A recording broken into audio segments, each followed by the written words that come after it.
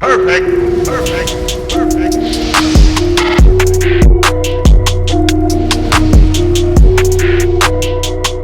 The Philadelphia 76ers crushed the Atlanta Hawks in Game 3 by a final score of 127-111. The Sixers take the 2-1 series lead. Joel Embiid, Ben Simmons, and Tobias Harris all show up. Trae Young gets a stop put on him once again, and the Sixers steal one in the A. What is going on, everybody? RB here. Welcome into Philly Take with RB. Know what to do. Smash the like, hit the subscribe, and hit that notification bell. That way you are instantly notified whenever I upload or go live. We go live for every single Sixers game, and we've been covering the entire playoffs here on the channel, so be sure to stay tuned in. Now, first and foremost, I want to apologize for not having this post game up yesterday. As you can hear, and if you saw my community post yesterday, I did wake up with a bad cold. I am congested. I still am, but I had to grind through it and pump this out to get this out in time. And I did hear the Danny Green news yesterday when I was down sick in bed, so I will have a separate video coming on that today, double upload coming at you guys as my way of saying sorry for missing the upload yesterday. But let's talk about this game. Shout out to my man Martin Santiago, longtime subscriber of the channel. I didn't get any of the pictures and vids he sent, but he sent them on Instagram. And he was at the game repping Philly in the ATL. Shout out to him. He even made a sign that said RB and Eastwood said Sixers in 5. They didn't let him bring it in, but he was talking his stuff to the Atlanta fans, holding it down. So Martin, I told you I'd put you in the video, man. Shout out to you, bro. And the Atlanta Hawks fans, you know, it's time for us to talk our stuff. You know what I mean? Look, there's a few ATL fans that come through to the live streams and stuff, and they're cool, they're respectful, and much love goes out to them. But for the rest of the fans in the ATL, you know, I've had enough. They were cheering when Joel Embiid got injured. Okay, I've had enough. Screw you. Okay, screw you. It is what it is. That's how it's going to be. That's how it's going to be. They want to talk their stuff. Well, we're going to be able to jaw as well. And let me tell you what, ATL fans, the series is over. All right, the Sixers have established their dominance. All this talk about, oh, we can't go to the ATL. They're 12-0 at home since Nate McMillan took over. Blah blah blah blah blah blah. Guess what? The Sixers went in there and stuck it right to the Hawks. They stuck it right to the Hawks, and I couldn't be happier about it. And the last thing before we get into the analysis of this game, while I was down bad yesterday, you know, I had to get on my little troll mode. So we're going to pull up some clips from some analysts that, you know, are just talking heads essentially, and well, they are blatantly wrong. So let's start with Elle Duncan, who is an ESPN anchor. Apparently she's a Hawks fan, and hopefully I don't get copyrighted. Let's see what Elle Duncan had to say before Game 3. Here's my response to all you Philly Sixers haters on Twitter who asked me, how we doing on tonight? It seems like we figured out Trae Young.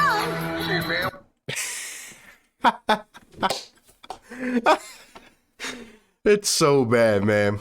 It's bad. I hope Atlanta fans aren't like her. I didn't want to keep playing it because, you know, for the copyright, but she went on to talk about Joel Embiid and, you know, trying to mock Sixers fans, saying that Atlanta was a weak fan. We never said that, but guess what? We did figure out Trae Young. We did. Okay, let's listen to Shaq. All right, and now I'll give Shaq some lenience because he did say without Joel Embiid. But let's hear what Shaq had to say. No, it's not. There's Hawks in 5. Hawks in 5. Now I did say without Embiid, but Hawks in 5. And here's my favorite, the last but not least, Kendrick Perkins, who said that Atlanta would win this series because he played in Atlanta in 2008 in a playoff series, and it was a tough place to play, and because role players step up at home. Let's hear what Kendrick Perkins had to say. I have the Hawks winning this series in 6. Oh, man. You guys keep listening to your ESPN analysts, and we'll keep being slept on as Philly thrives in the underdog role. I'll continue to say it, man. Let them keep sleeping on us. But anyway, getting into this game, this was quite simple for me.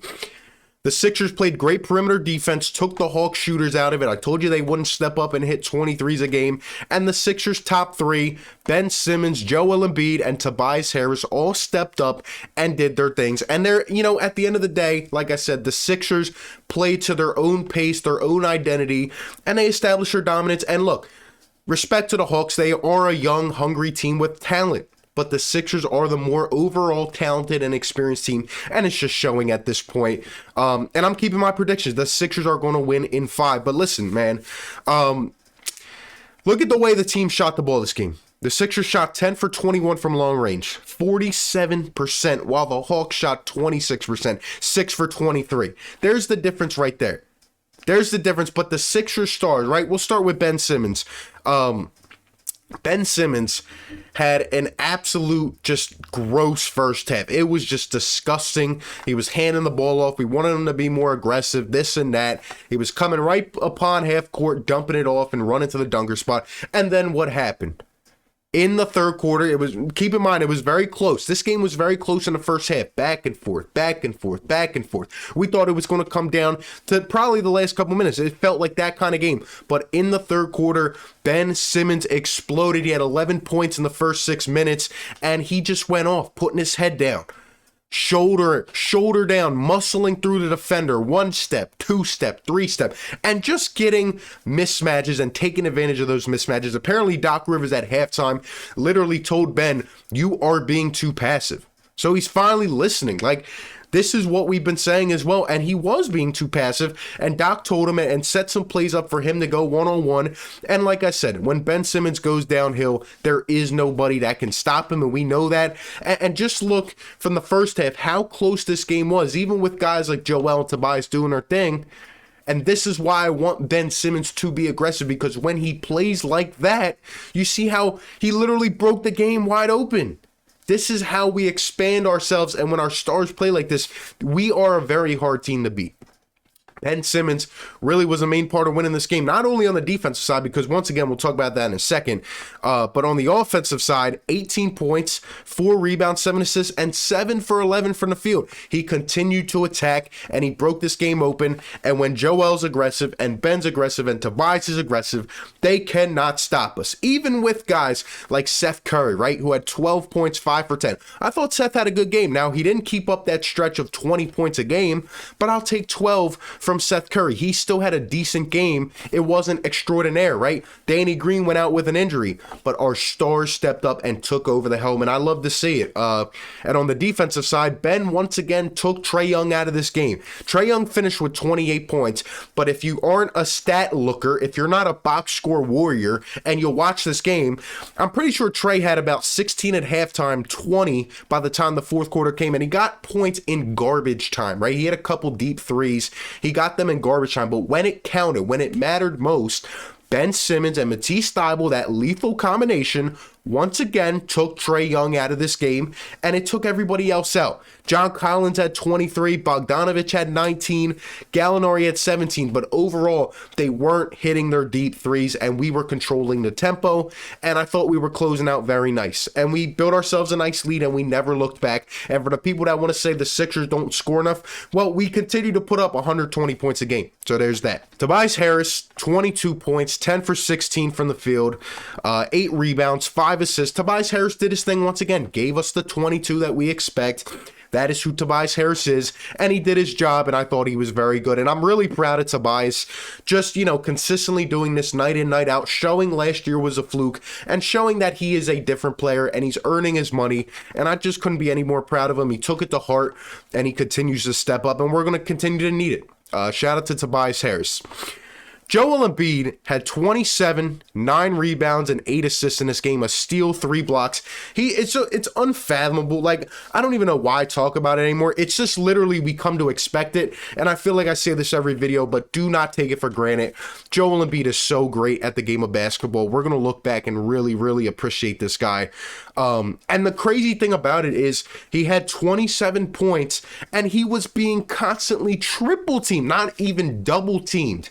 He was being triple teamed. That opened it up for guys like Ben and Tobias, who stepped up and took advantage of it. And we're just a scary team, man. Like, you have to triple team Joel Embiid. Clint Capella can't handle him, and he's still muscling through and doing his thing. Got to the line, went 12 for 16 from the line. It's just so special, man. And the fact that he's doing this on a torn meniscus as well, I just can't even. Sometimes I can't even believe it. I just can't believe it. Joel Embiid is so special, man, and he's going to take us where we need to go.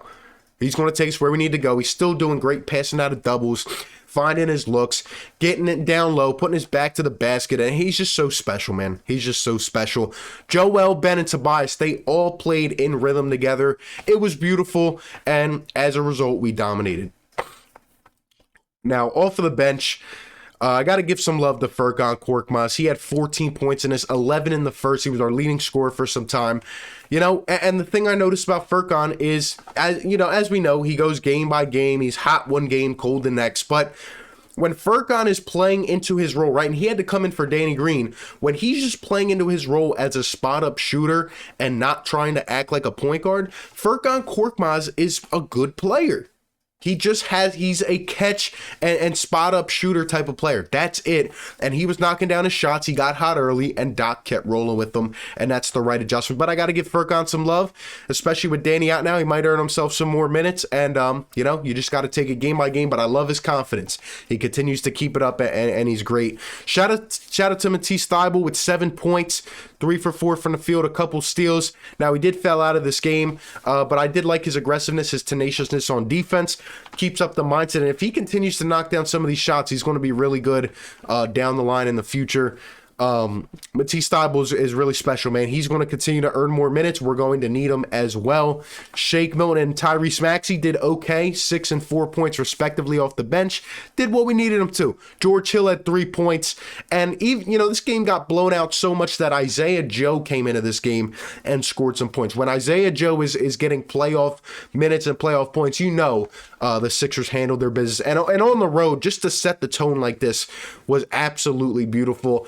And, I obviously have to go and recognize Dwight Howard, who had 12 points off the bench, 4 for 5 from the line. When Ben Simmons, who, by the way, I didn't mention, went 4 for 8 from the line, still not the best, but better, right? When Ben Simmons and Dwight Howard both go 2 for 2 from the line in the same game, we should get free Frosties. We should absolutely get free Frosties. I mean, that was sensational. Dwight has really improved in that. Came in, got 6 boards in 13 minutes. Just love his energy. He's in his hometown, talking his smack to the Hawks fans. I love Dwight Howard. I say it every video, but Dwight continues to be that impactful player we need off the bench, and at a big discount. He's been great. He's been great. But overall, our bench did what they had to do. Our starters stepped up, and our big three really dominated this game, and that was pretty much it. We didn't turn over the ball too much.